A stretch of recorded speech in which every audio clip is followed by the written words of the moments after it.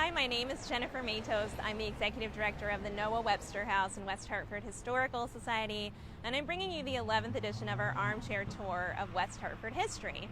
Standing here in the center of town on a rather strange triangular strip of grass you probably have noticed as you've driven by. This is called Goodman Green.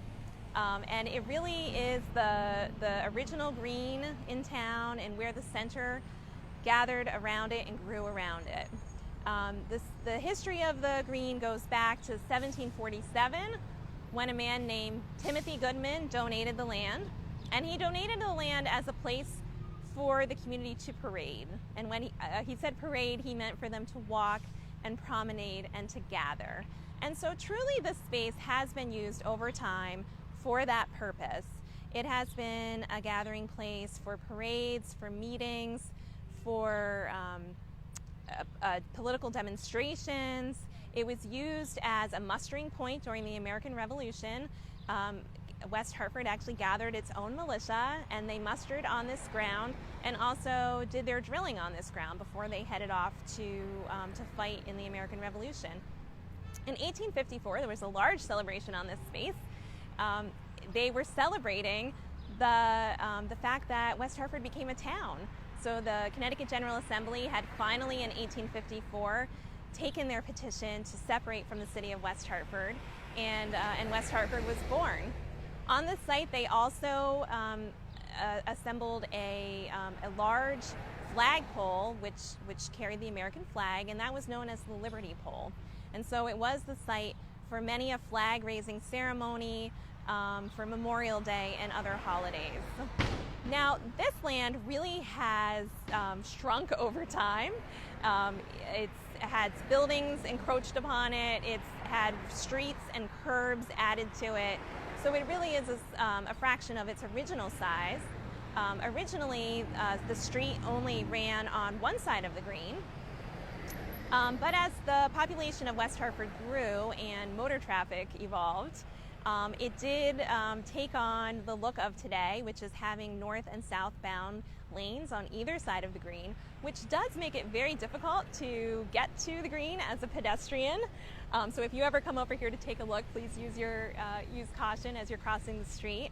In 1975, traffic had become enough of a problem that the town planners actually wanted to move the town green over to the west side of the street to get rid of that barrier between the two lanes of traffic. However, the owners of the land, which is the First Church, they actually decided against that, arguing that the original intent of this land was to be in its place and to serve as a parade ground. And they said, "The green is a visible tie with the past, a symbol of constancy in a rapidly changing world." So they really wanted to keep this where it was because it is an emblem of the past. It's really the last vestige of West Hartford's town green, and it's all that remains. So it was important to them to keep it. Now, why does the First Church own it? So Timothy Goodman donated this land in 1747 to the society or the community. The deed actually says to have and to hold said piece of land with the privileges and opportunances thereto belonging to the society's own proper use for a place of parade forever. And at the time, society or community of West Hartford was really ruled by the Congregational Church. And this was a time before the state of Connecticut had separated church and state in 1818. So the land actually belongs to the First Church, which you see behind me in the background.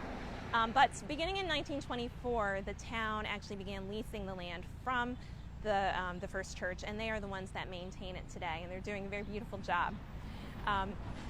Who is Timothy Goodman?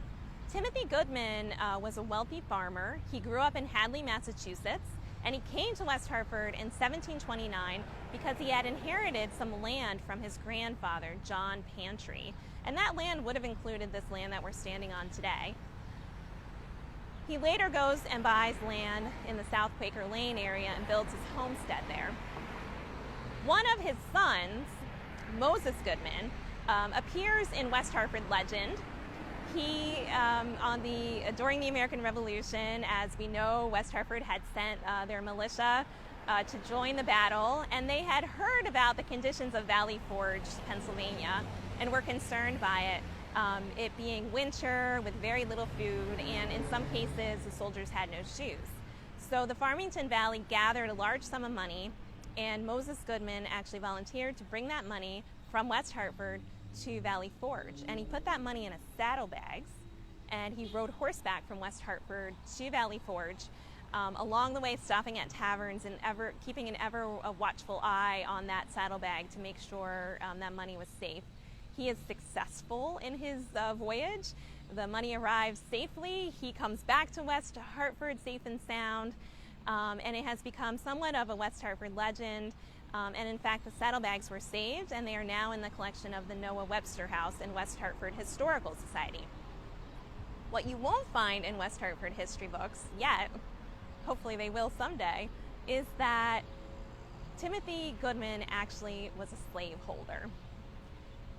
He's not the only one in town. We know through the West Hartford Witness Stones Project that there were about 60 people who were enslaved in town from the time West Hartford was first settled in the 1600s until slavery was abolished in 1848.